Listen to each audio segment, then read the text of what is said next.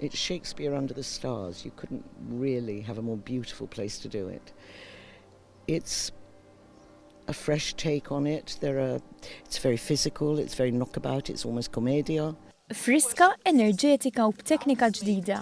L-aħjar mod kif tiddeskrivi l-produzzjoni ġdida tal-kumpanija teatrali MADC The Taming of the Shrew, titlu li ħafna jassoċjaw mal-eżamijiet tal-Ingliż fis-snin tas-sekondarja. Polly March, id-direttur tal-produzzjoni għal din is-sena, spjegat x'hemm jistenna l-udjenza li bejn l-14 u 23 ta' Lulju li ġej se jiltaqgħu ma' Caterina, Petruchio u l-bella kumpanija ta' Padua. We've also, because it is my passion, Shakespeare is my passion, you will have seen that the staging is very clear. It's a boxing ring.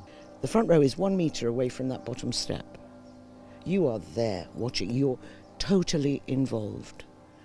And there's a freshness about that. You're not sitting in serried ranks in a plush theatre. You're here in the open where they are, in the square in Padua, in Verona, in a street. You're with them, you're very, very close to them.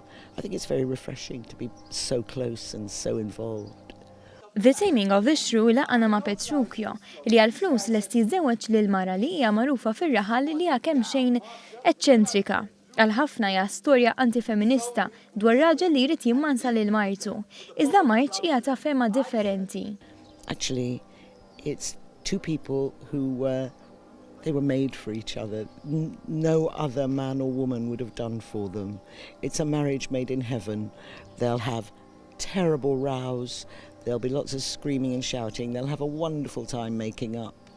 And I think they recognize each other the moment they meet.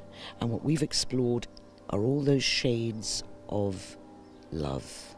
Huma ħafna l-atturi li qisu dramm ta' Shakespeare bħala mira fil-karriera tagħhom.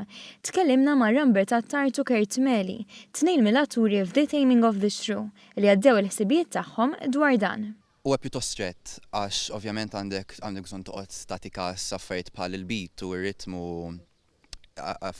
u l-flow affarijiet hekk. Ma fl-istess ħin ma tix tibża biex tieħu riski u tesperimenta b'dak li jkollok. Għal-lavorja kienu inkitbu ħafna żmien ilu, ma xorta relevanti għal-żmien u